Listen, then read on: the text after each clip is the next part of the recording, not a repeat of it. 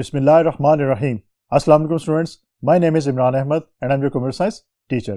Students, आज हम अपनी क्लास 10 का जो चैप्टर 4 है उसकी एक्सरसाइज में से कुछ ऐसे क्वेश्चंस को देखेंगे जिन क्वेश्चंस को हम GW बेसिक के अंदर इंप्लीमेंट करके देखेंगे और फिर देखेंगे कि जो हमें आंसर चाहिए वो आंसर हमें मिल रहा है या नहीं मिल रहा। तो स्टूडेंट्स, आइए फिर आज का लेक्चर फॉर्मली स्टार्ट करते हैं।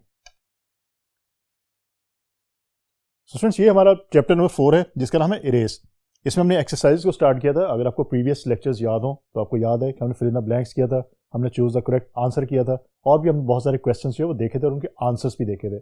आज स्टूडेंट्स हम कुछ ऐसे क्वेश्चंस देखेंगे जिनका आप आंसर जो है वो GW बेसिक के अंदर इंप्लीमेंट करके जो फिर आप चेक करोगे कि आंसर ठीक है या नहीं ठीक। तो मैं आपको क्वेश्चन यहाँ पे मैंने मेंशन कर दिए, उसके बाद फिर मैं आपको इसका आंसर जो है वो GW बेसिक के अंदर हम लिख के देखेंगे कि वो आंसर सही निकलता है या नहीं निकलता।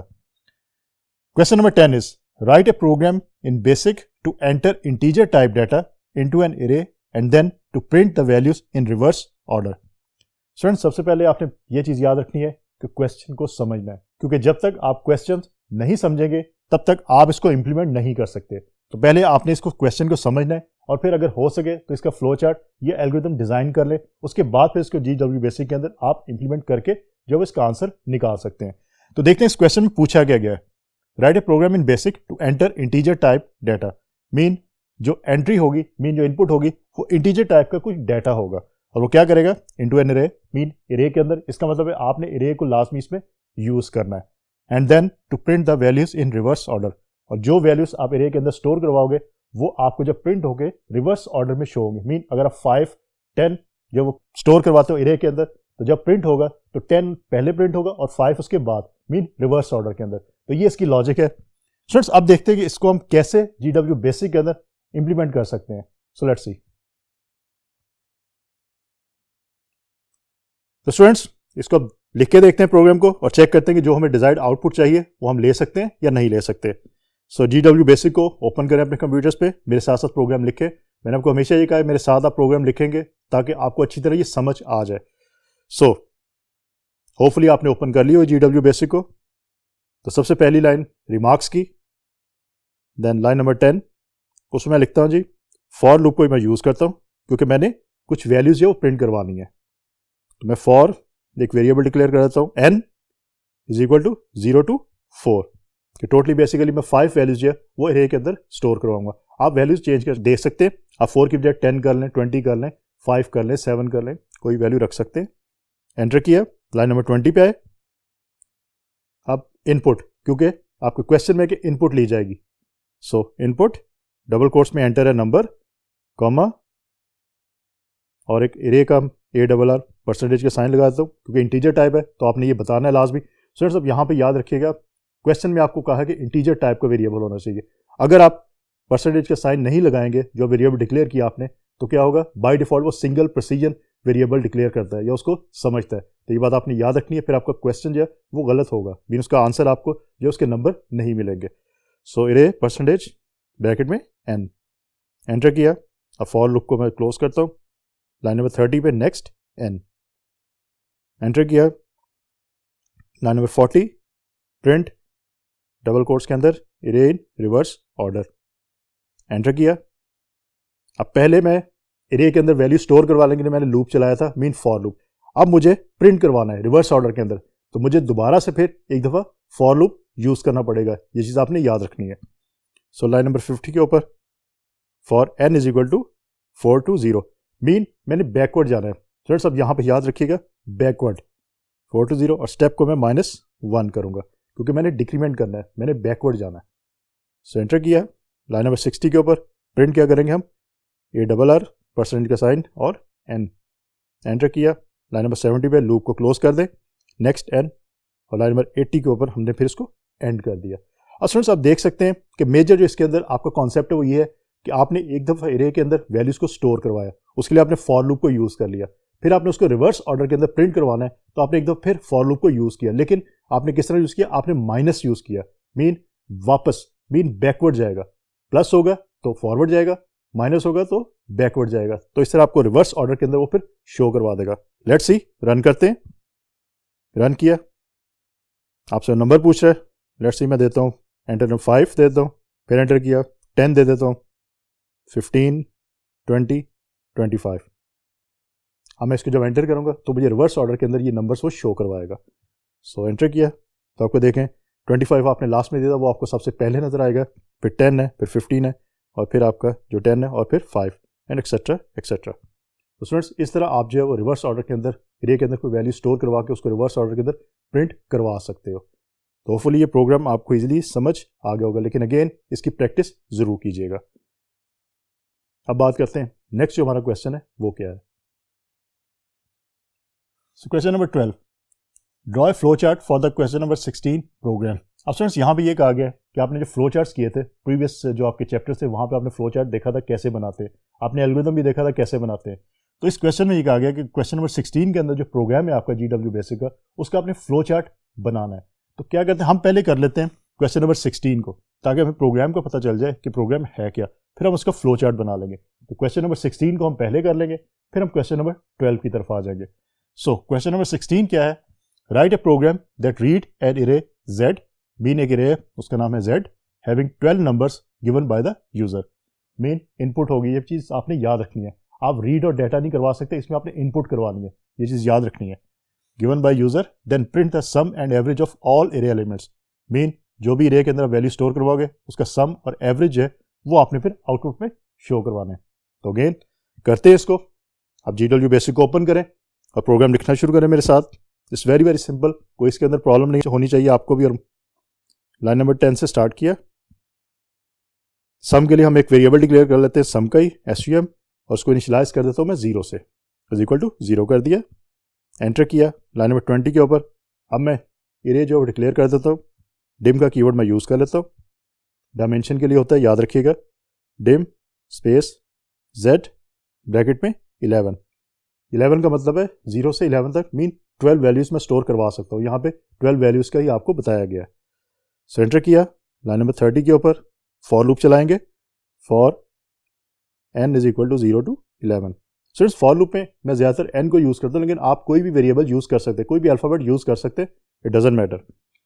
लाइन नंबर 40 के ऊपर इनपुट करवाते हैं, एंटर ए नंबर, और क्या चीज़ इनपुट करवानी है आपने, z ब्रैकेट n, एंटर किया।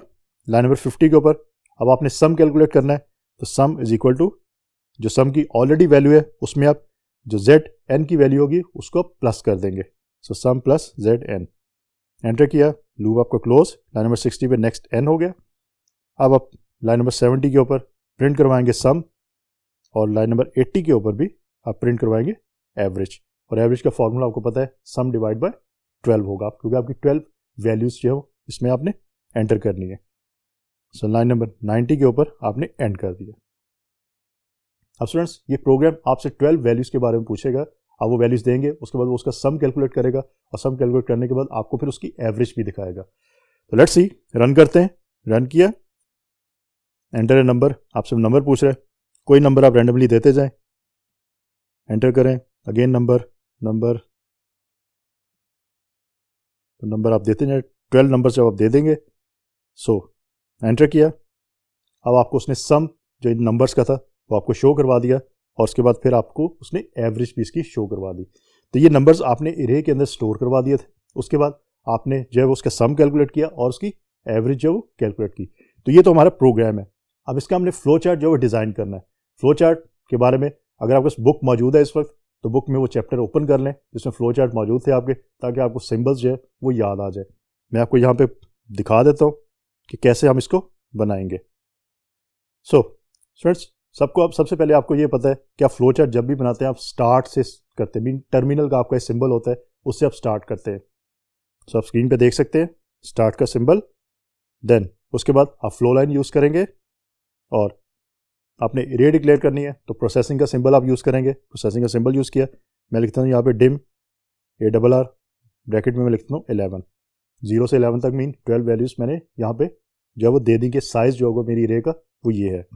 उसके बाद इनपुट किया, इनपुट में आप फॉर लूप यूज़ कर सकते हैं, लेकिन मैं यहाँ पे लिखता हूँ N0, N1 up to N11, mean जो आपकी टोटल 12 वैल्यूज़ हैं वो इनपुट हो जाए। उसके बाद प्रोसेसिंग का सिंबल, और देन प्रोसेसिंग के सिंबल में मैं एक ही सिंबल के अंदर सम और एवरेज दोनों कैलकुलेट कर देता हूँ। आप अलग-अलग भी कर सकते हैं, डजेंट मैटर।